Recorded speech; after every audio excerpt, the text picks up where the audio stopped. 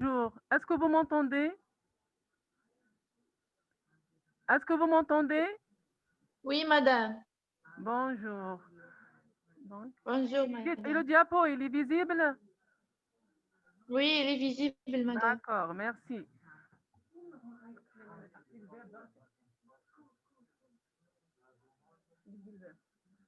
Bonjour.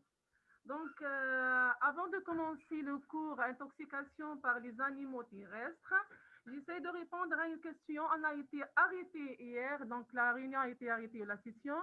Donc, j'ai entendu une question qui est, on ne peut pas faire des vomissements, on ne peut pas provoquer des vomissements.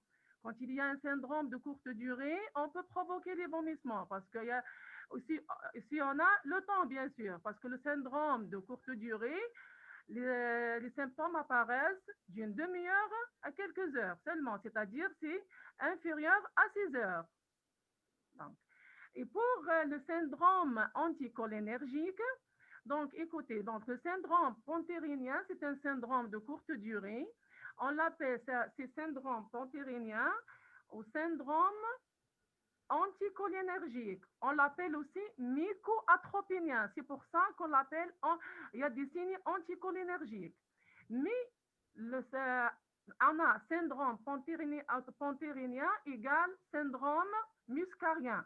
Parce que le champignon, l'espèce tumouche, qui est l'espèce qui est l'Amanita muscaria, et l'Amanita pantherina renferme un peu de muscarine, un peu seulement de muscarine, mais c'est un syndrome panthérinien, mycoatropinien.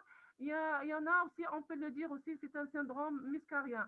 Mais généralement, le syndrome muscarien ou muscarinien, il est dû à d'autres champignons comme les clitocibes, les petits clitocibes blancs.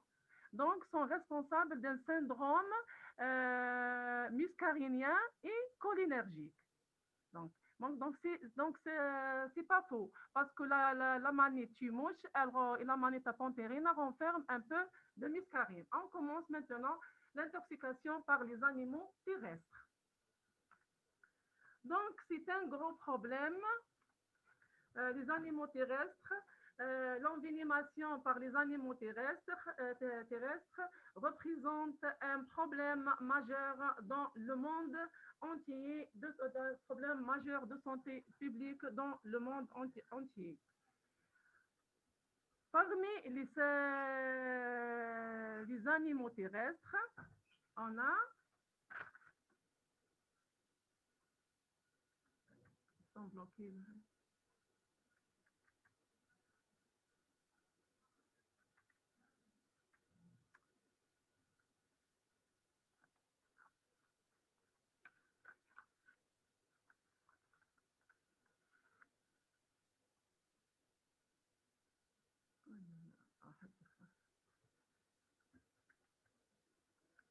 Il y a un problème.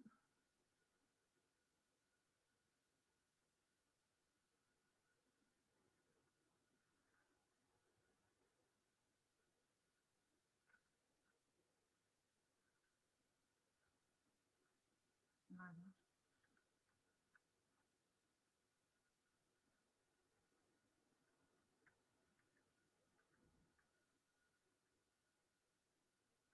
Voilà. Donc, on a la vipère. Le serpent le plus dangereux est la vipère, dont la morsure peut être mortelle chez l'homme et les sujets âgés, le sujet débilité. Le pronostic est fonction pour une large part de la précocité du traitement. Donc, on appelle généralement un animal venimeux qui a du venin et un appareil pour inoculer le venin. Donc, on appelle un animal venimeux qui a du venin et un appareil pour l'injecter.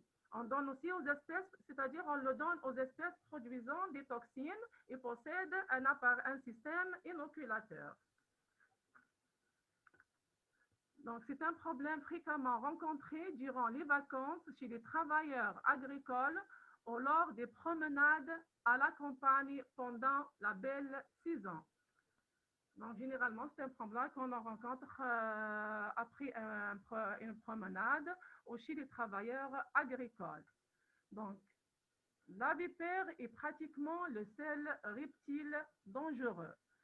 Elle mord en se défendant et peut frapper sa victime à une certaine distance et une certaine hauteur, c'est-à-dire la morsure de vénère provient sauf si la vipère elle est dérangée dans son territoire ou bien elle est écrasée par un accident. Donc, les vipères sont plus courtes que les couleuvres et elles mesurent tout au plus de 70 centimètres.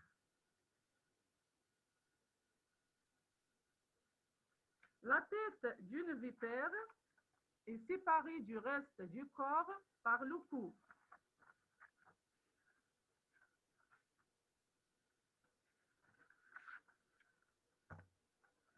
Sur le dos de la tête, les écailles sont semblables et petites. Vu latéralement, la pupille est elliptique.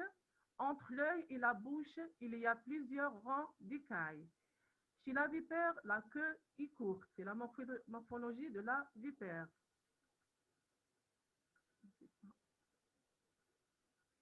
Donc, il y a les crochets. Il y a deux crochets portés par la partie antérieure du maxillaire supérieur. Ces crochets sont espacés de 1 cm. Donc, la vipère possède des crochets venimeux qui lui permettent d'injecter profondément son venin pour immobiliser sa victime ou sa proie. Donc, il y a deux crochets portés par la partie antérieure du maxillaire supérieur. Ces crochets sont espacés de 1 cm et ces crochets venimeux lui permettent d'injecter profondément son venin pour immobiliser sa proie. Donc, s'il y a une morsure de vipère,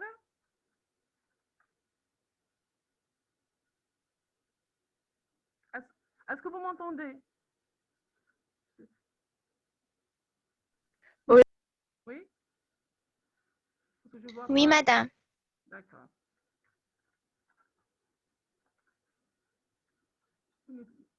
Il se bloque le diapo.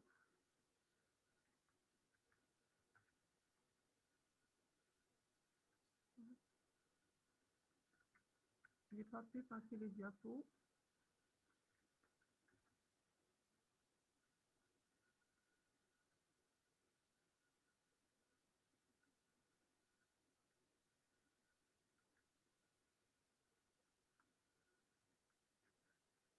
Donc, s'il y a une morsure de vipère, on a des signes locaux et des signes généraux. Dès la morsure de vipère, on a des signes locaux et des signes généraux. Il y a un problème.